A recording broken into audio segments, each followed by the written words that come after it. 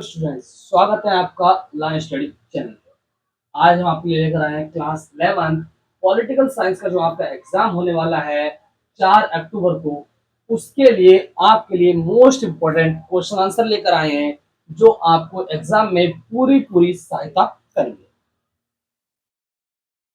Pol science most important question answer mid term, ये mid term के लिए है जो आपका एग्जाम होने वाला है। मोस्ट इंपॉर्टेंट क्वेश्चन आंसर है ये। आंसर और क्वेश्चन आप अपने नोटबुक पर लिख लीजिएगा, हो सके तो आप इसका एक स्क्रीनशॉट ले लीजिएगा ताकि आपको एग्जाम में अच्छे नंबर प्राप्त करने में आसानी हो।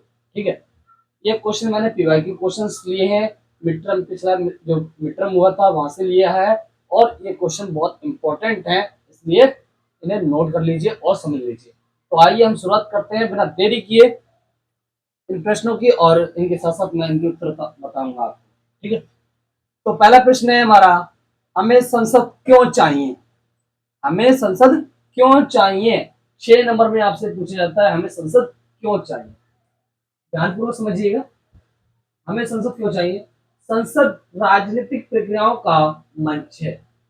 जितने भी राजनीतिक कार्य होते हैं, चाहे वो कानून निर्माण हो, चाहे किसी राष्ट्रपति को हटाना हो, या न्यायालय के द्वारा न्यायालय के राष्ट्रपति को न्यायालय के न्यायाधीश को हटाना हो, ये सभी कार्य राजनीतिक जो कार्य हैं वो सभी संसद में होते हैं। इसलिए क्या कहा जाता है? संसद राजनीतिक प्रक्रियाओं का मंच। ठीक है, उसके बाद आप इसे एक्सप्लेन करोगे। दूसरा कि हमें संसद क्यों चाहिए? नीति निर्माण में सहायता। जितनी भी नीतियां बढ़ती हैं, क्या जितनी भी नीतियां बनती हैं वो सभी संसद में बनती है, इसलिए हमें संसद चाहिए। ठीक है, तीसरी बात, हमें संसद क्यों चाहिए? बहस, विद्रोह और प्रदर्शन का खुला मंच है। जहां संसद एक ऐसा स्थान है जहां आप देखते होंगे हर समय बहस होती रहती है, वाद विवाद होते रहते हैं, चर्चा होती रहती है, इसलिए हमें संसद चाहिए। आपको पता होगा कि जो कानून निर्माण होता है वो भी संसद में होता है, इसलिए हमें संसद चाहिए। तो ठीक है, समझ में आ रहा है आपको संसद में क्यों चाहिए? ये 5 से 6 पॉइंट आपको बनाने हैं और इनको एक्सप्लेन करके आपको एग्जाम में आना है। ये 6 मार्क्स में इंपॉर्टेंट है और 6 नंबर आपको पूरे मिल जाएंगे। अब हम प्रश्न नंबर 2 की बात कर लेते हैं। लोकसभा और राज्यसभा में अंतर 4 नंबर में आएगा, हो सकता है 2 नंबर में भी आ जाए। ठीक है, लोकसभा और राज्यसभा में अंतर। जो लोकसभा है इसे निचला सदन कहा जाता है। क्या लोकसभा है इसे निचला सदन कहा जाता है, और जो राज्यसभा है उसे ऊपरी सदन कहा जाता है। पहली बात अंतर। लोकसभा का कार्यकाल 5 वर्ष के लिए होता है, उससे पहले भी वो भंग हो सकती है। लेकिन जो राज्यसभा है उसका कार्यकाल 6 वर्ष के लिए होता है, वो कभी भंग नहीं होती।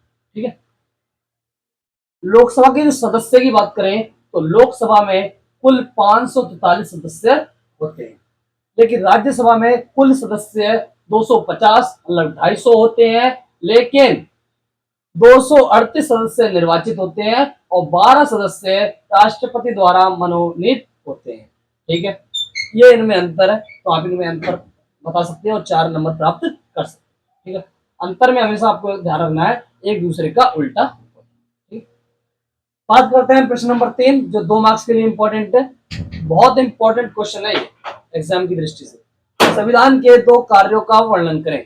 जो संविधान है उसमें उसके 2 कार्य क्या हैं? जो संविधान है उसके 2 कार्य क्या हैं उसका वर्णन करना है 2 मार्क्स में। तो हमें संविधान की आवश्यकता क्यों है या फिर इसका कार्य क्या है? तो संविधान क्या करता है? बुनियादी नियम उपलब्ध कराता है। क्या करता है? बुनियादी नियम उपलब्ध कराता है जिससे जनता के बीच विश्वास और समन्वय बना रहे। पहला कार्य। दूसरा कार्य संविधान का ये पता करता है कि अंतिम निर्णय लेने की शक्ति किसके पास। ठीक है, ये हो गया आपके संविधान के कार्य। समझ में आया होगा आपको, आशा करते हैं ऐसी। यदि आपको समझ में आ रहा है तो अपना प्यार बरसाइए और लाइक कीजिए और सब्सक्राइब भी कर दीजिए ताकि हमारा मोटिवेशन बढ़ता रहे और हम आपको इसी तरह की वीडियो लेकर आते रहें। साथ में एक सुंदर सा प्यारा सा कमेंट जरूर दीजिए। आते हैं हम वापस अपने टॉपिक पर और चलते हैं आगे की ओर। प्रश्न नंबर 4 जो 2 नंबर में आ सकता है, ज्यादा खास नहीं है लेकिन आप समझ लीजिएगा। मौलिक अधिकार क्यों जरूरी है? आपको पता है मौलिक अधिकार दिए लेकिन ये क्यों दिए हैं, क्यों जरूरी है, किस लिए दिए हैं, मैं आपको बताता हूँ। मौलिक अधिकार हमारे जीवन के लिए जरूरी है। क्यों?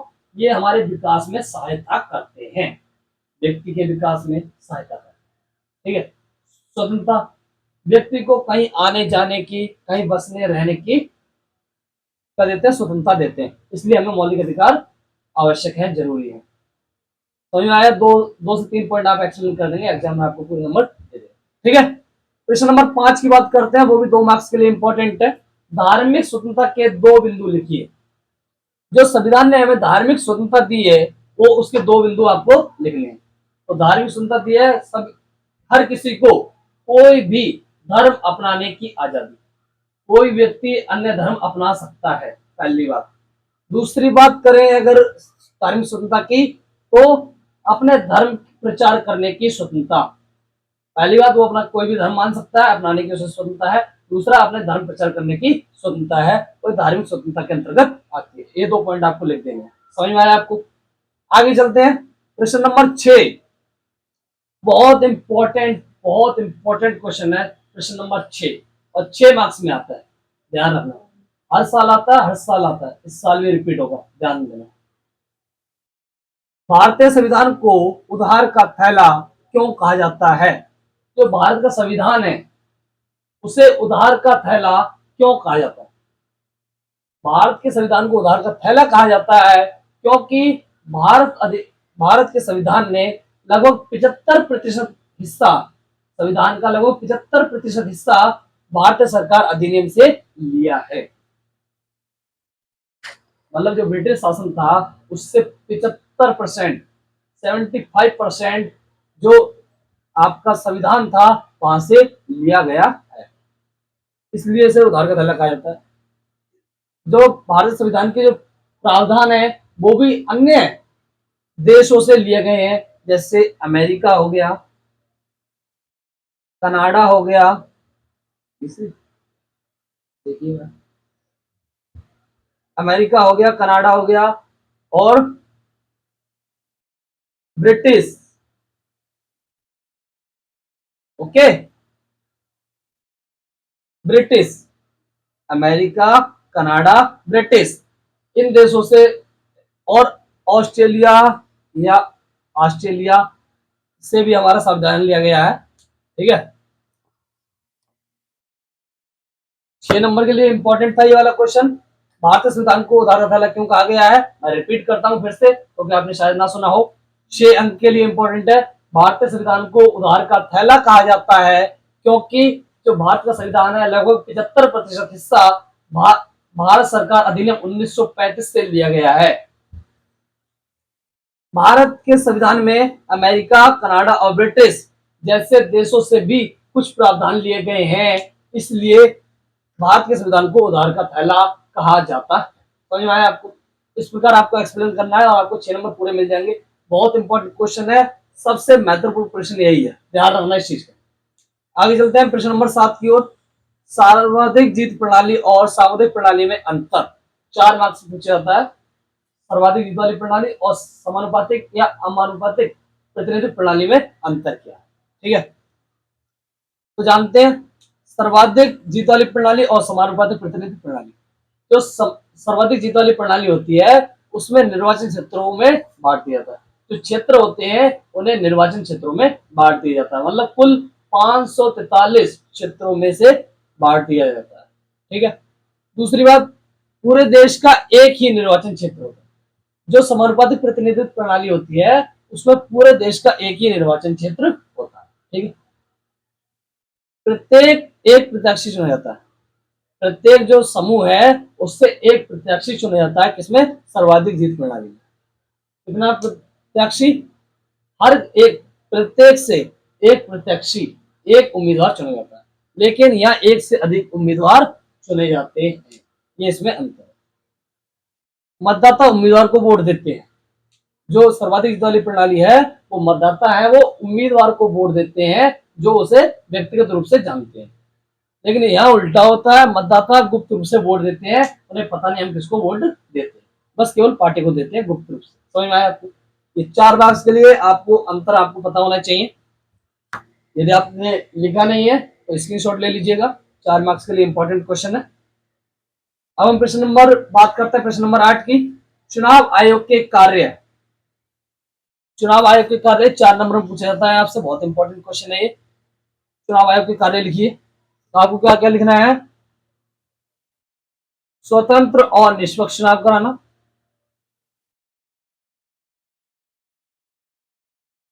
स्वतंत्र और निष्पक्ष चुनाव कराना किसकी जिम्मेदारी है? चुनाव आयोग की जिम्मेदारी है कि चुनाव होंगे स्वतंत्र होने चाहिए और बिना पक्ष के निष्पक्ष होने चाहिए। राजनीतिक राजनीतिक दलों का पंजीकरण, जितने भी दल होते हैं, जितने भी राजनीतिक दल होते हैं, उनका रजिस्टर या उनका पंजीकरण चुनाव आयोग करता है। तीसरी बात, खर्च तय करना, किसका? उम्मीदवार का खर्च तय, खर्च तय, उम्मीदवार का खर्च तय करती है चुनाव आयोग। ठीक है, चौथा पॉइंट देखिएगा, चुनाव आयोग सबसे पहले स्वतंत्र निष्पक्ष चुनाव कराती है, उसके बाद राजनीतिक दलों का पंजीकरण करती है और खर्च तय करती है, जो उम्मीदवार होते हैं उनका भी खर्च तय करती है। चौथी बात, चुनाव चिन्ह जारी कराती है। क्या करती है? चुनाव चिन्ह जारी, चुनाव चिन्ह जारी करती है कौन? चुनाव आयोग। चुनाव आयोग के ये कार्य हैं, लिख लीजिएगा, उसके बाद आप इसे एक्सप्लेन कर देंगे, एग्जामिनर आपको पूरे नंबर दे देगा। समझ में आया? इंपॉर्टेंट क्वेश्चन है, बहुत इंपॉर्टेंट क्वेश्चन है, ध्यान से देख लीजिएगा। ठीक है, अब प्रश्न नंबर 9 की बात कर लेते हैं।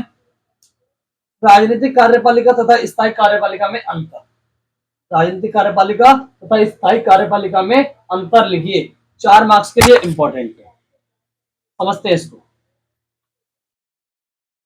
ध्यान से समझना। जो राजनीतिक कार्यपालिका होती है, इसमें जो नेता होते हैं, नेता लोग, उनको शामिल किया जाता है।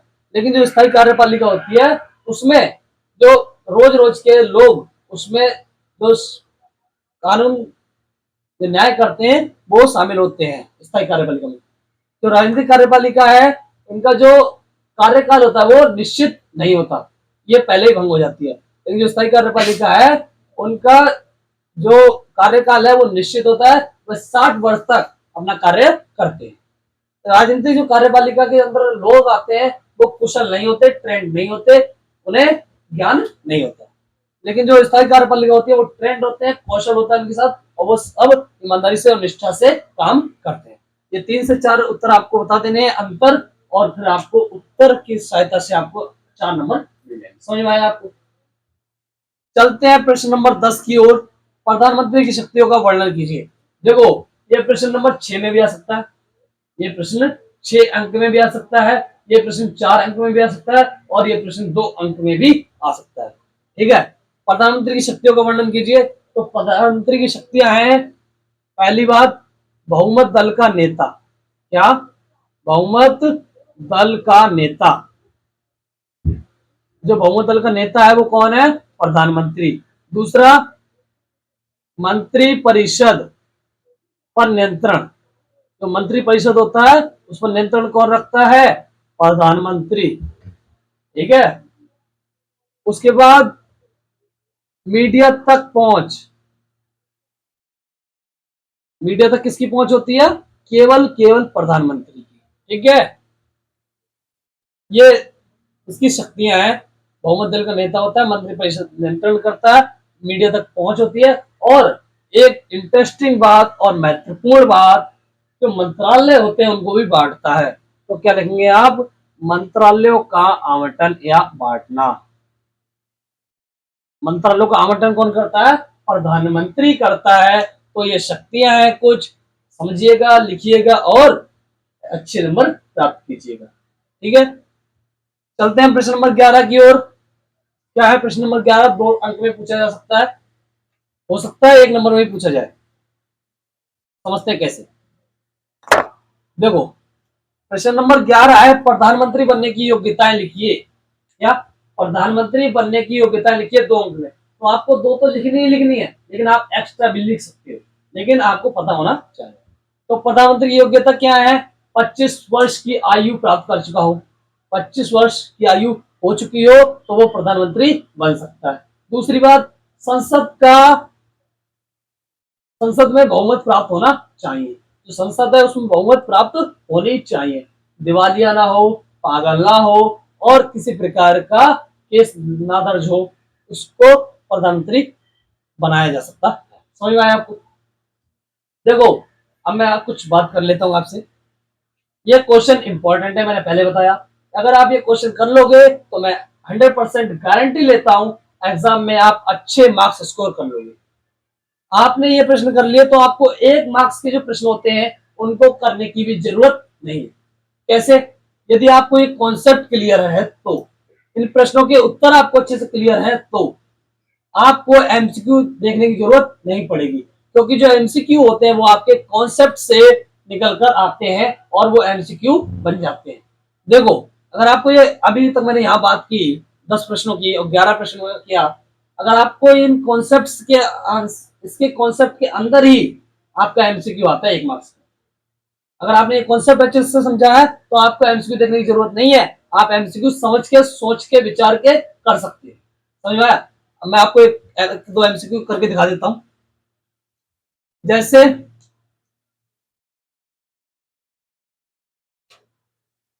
जैसे लिखा है चुनाव आयोग के कार्य, आपको एमसीक्यू पूछेगा चुनाव आयोग का कार्य नहीं है, ऐसा कौन निम्नलिखित में से कौन है तो चुनाव आयोग का कार्य नहीं है। 1 मार्क्स में आपसे पूछेगा तो आपको 4 ऑप्शन देगा, कौन कौन से? स्वतंत्र और निष्पक्ष चुनाव कराना, निष्पक्ष चुनाव कराना, ठीक है, ये दे देगा। दूसरा देगा आपको खर्च तय करना, तीसरा देगा आपको चिन्ह जारी करना, चिन्ह, और चौथा देगा आपको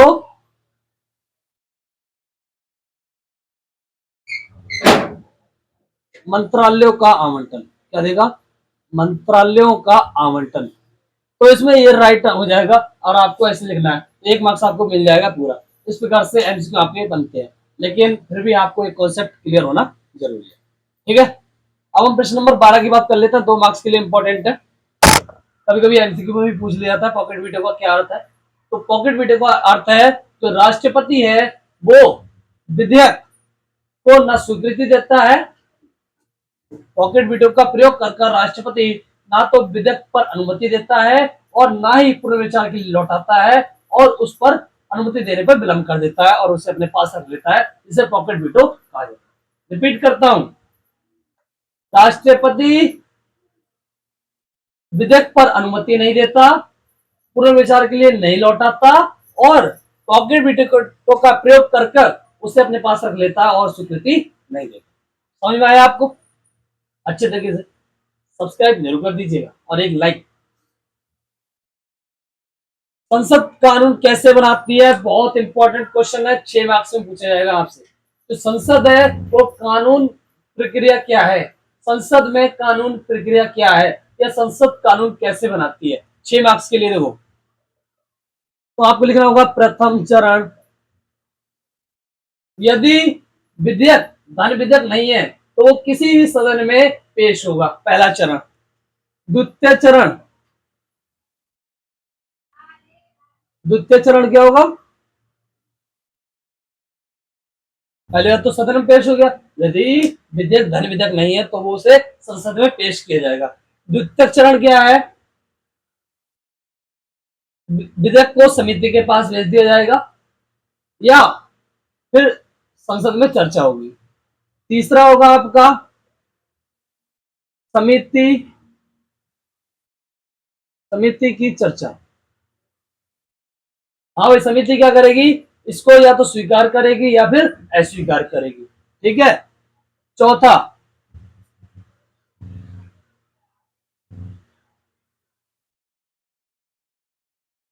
तृतीय,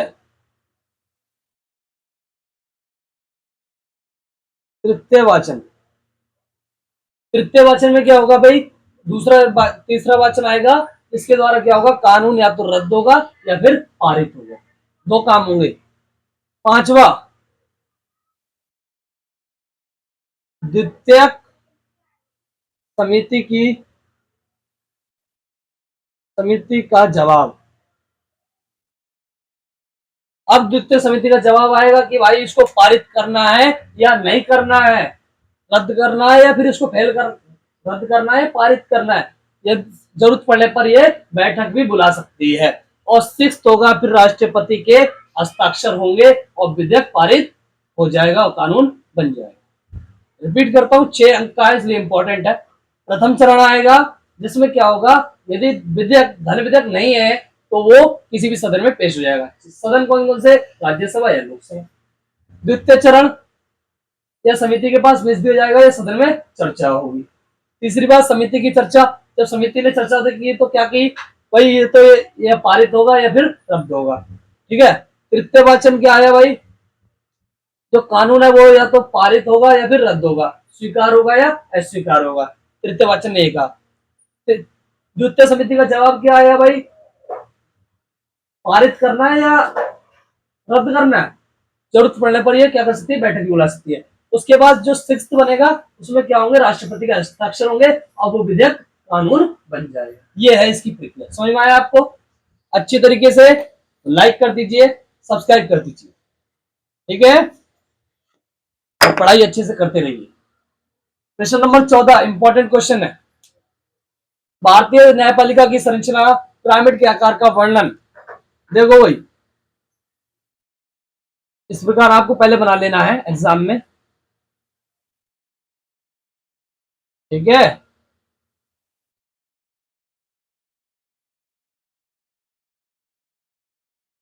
इस प्रकार आपको एग्जाम में बना लेना है। क्या बोला है, भारतीय न्यायपालिका की संरचना, पिरामिड के आकार का वर्णन। तो पहले आप ये बनाएंगे, उत्तर लिखेंगे, फिर लिखेंगे सर्वोच्च न्यायालय, उच्च न्यायालय, जिला न्यायालय, अधीनस्थ न्यायालय, ये सब आपको लिखना है। फिर उसके बारे में वर्णन करना है। क्या वर्णन करना है, सर्वोच्च न्यायालय।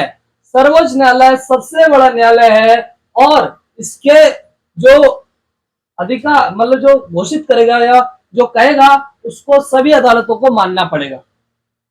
सर्वोच्च न्यायालय सबसे बड़ा न्यायालय है, इसके जो फैसले होंगे वो सभी न्यायालय को मानने होंगे।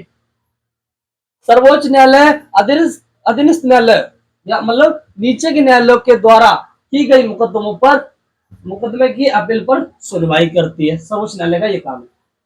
सर्वोच्च न्यायालय क्या कर सकता है, उच्च न्यायालय के न्यायाधीश का तबादला कर सकता है, मतलब एक स्थान से दूसरे स्थान भेज सकता है। सर्वोच्च न्यायालय का और क्या काम कर सकता है, सर्वोच्च न्यायालय उच्च न्यायालय में चल रहे केस को या चल रहे मुकदमे को दूसरे उच्च न्यायालय में परिवर्तित कर सकता है।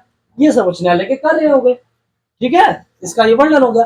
अब उच्च न्यायालय का वर्णन करना है आपको। उच्च न्यायालय क्या करता है, उच्च न्यायालय करता है राज्य के आने वाले मुकदमों को निपटारा करता है या अधीनस्थ न्यायालय के मुकदमों पर की गई अपील पर सुनवाई करता है।